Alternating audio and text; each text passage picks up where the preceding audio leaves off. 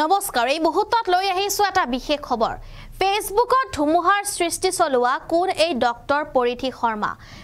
শৰ্মাই নিজৰ পোষ্টক লৈ যেটো ধুমুহাৰ সৃষ্টি কৰিছিল নিজৰ পোষ্টৰ দ্বাৰা ধুমুহাৰ সৃষ্টি কৰিছিল ফেসবুকত আৰু অৱশেষত কেমেৰাৰ সন্মুখত এবাৰ আহিছে পৰিধি শৰ্মা আৰু তেওঁ আসলতে কোন হয় তেওঁৰ আসল নাম কি সবিশেষ লৈ আহিছো এই মুহূৰ্তত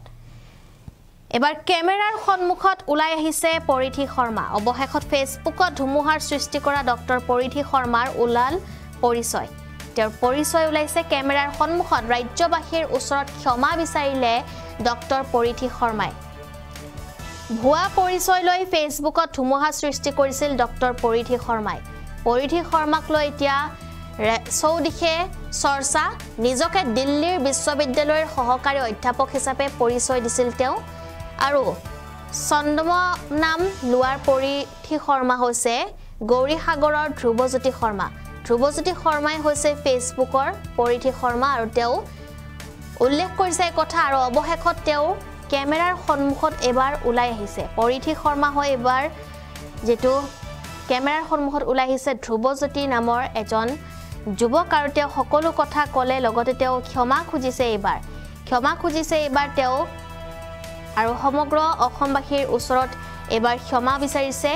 ধ্ৰুৱজ্যোতি শৰ্মাই তেওঁ আসলতে ভুৱা পৰিচয় লৈ আছিল আৰু ভুৱা পৰিচয় লৈ তেওঁ ফেসবুকত কেইবাটাও পোষ্ট কৰিছিল যাৰ পিছতে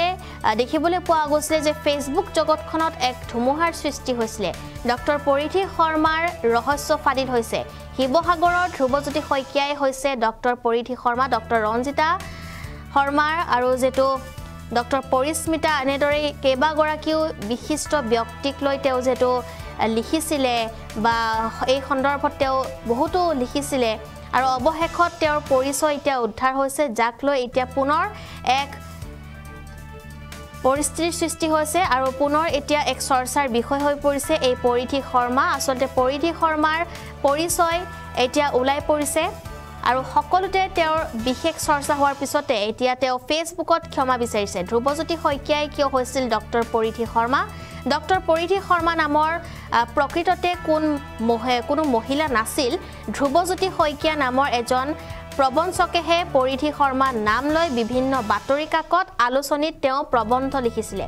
অসমৰ সাহিত্য জগতত বিগত প্ৰায় ৬টা বছৰে দিল্লী বিশ্ববিদ্যালয়ৰ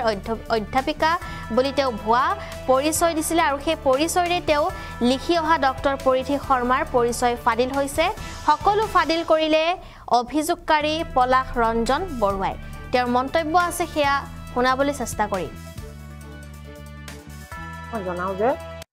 পৰিধি শৰ্মাৰ যিটো নাম লৈছিলো হেতু মই একমাত্ৰ কেৱল লেখা মেলাৰ জগতৰ কাৰণেহে হেতু ছদ্মনামটো লৈ লৈছিলো প্ৰকৃত নাম ধ্ৰুৱ শইকীয়াই মই আৰু কোনো বেয়া ইন্টিমিনেশ্যনত মই লোৱা নাছিলো অকল মাত্ৰ লেখাৰ কাৰণেহে সেই ছদ্মনামটো ব্যৱহাৰ কৰিছিলো তাৰ বাদে কোনো ধৰণৰ কোনো বেয়া অভিপ্ৰায় নাই এইটো কোনেও ক'বও নোৱাৰে মই 2000 প্ৰায় 18-19 পৰাই লিখিছো আৰু কিন্তু ফেসবুকটো মই খুলিছিলো মই গণিত পদাৰ্থবিদ্যা আৰু ৰাজনৈতিক সামাজিক সকলো বিষয়তে লিখো মই হেতু মই ভুল হল দিয়াটো আপোনাৰ বিশ্ববিদ্যালয়খনৰ নামটোৰ ফটোখন দিয়াটো ভুল হেতু মই স্বীকাৰো কৰিছো পুলিচৰ সন্মুখত বাকি একো নাই আৰু হেতু মই কেৱল লেখা নাম যেতিয়া মোৰ নামত প্ৰথম লিখিছিলো তেতিয়া মই বিভিন্ন ভাবুকি পাইছিলো মানে লেখাবিলাক অলপমান কাৰা হয় কাৰা লিখিলে মোক ফোন কৰি কয় এইটো উঠাই নিমাৰি এনেকুৱা তেনেকুৱা সেইকাৰণে মই ভাবিলো কাল্পনিক নাম এটা লৈ লোৱা ভাল হ'ব সেইটো কাৰণে মই বেয়া ইন্টিমিনেশ্যনৰ কাৰণে কোৱা নাই মই অকল লিখা মেলাৰ কাৰণে ছদ্মনামটো ব্যৱহাৰ কৰিছিলো হয় এইটো বুকুত হাত দি ক'ব পাৰো প্ৰতিটো লিখাই মই নিজে লিখা কলেজত পঢ়িছিলো মই গণিত বিভাগত পঢ়িছিলো BSc কৰা হ'ল MSc নকৰিলোগৈ দেউতা ঢুকালে আৰু বাজেট অধিৱেশনতো একো গম নাপাওঁ এই কথাটো মই অজ্ঞাতে লৈছে আৰু অসম চৰকাৰ ইমান ডাঙৰ বাজেট কমিটি এখনত মই যেতিয়া নাজানো মোকো তেওঁ লগো পোৱা নাই এইটো তেওঁ মোক নুসুধি তেওঁ নামটো ভৰাই দিছে তাতে আৰু তেওঁ এইটো কৈছে যে নামটো থাকিলে ডেজিগনেশ্যন থাকিলে মানুহ আকৰ্ষিত হ'ব সেইকাৰণে তুমি একো কৰিব নালাগে মইতো কৈছো কাৰণ মোৰ এইটোৰ ওপৰত একো জ্ঞান নাই ৰাজনৈতিক পলিটিকেল বিজ্ঞান গণিতৰ ওপৰতহে লিখা মেলা কৰোঁ মই সেইটোৱে আৰু বাকী একো গণ্ডগোল নাই মানসিকভাৱে হতাশ হৈ গৈছে ইমানকে কিছুমান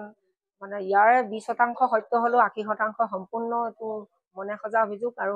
চবে মোক যিখিনি হিতাকাংক্ষী চবে মই ভাবো মোৰ লেখাবিলাক বন্ধ কৰাটোৱে প্ৰথম লক্ষ্য হৈছে লেখাবিলাক বন্ধ কলমটো গতিৰোধ কৰিব লাগে তো বন্ধু বান্ধৱ যিখিনি কৈছে এইটো নামতে লিখি যাবলৈ কৈছে পৰিধি শৰ্মা বুলিয়ে লিখি যাবলৈ কৈছে কৰ্ণাটক আইএছ কেডাৰ আছিলে এগৰাকী বিচাৰপতি মই ফেচবুকতে পোৱা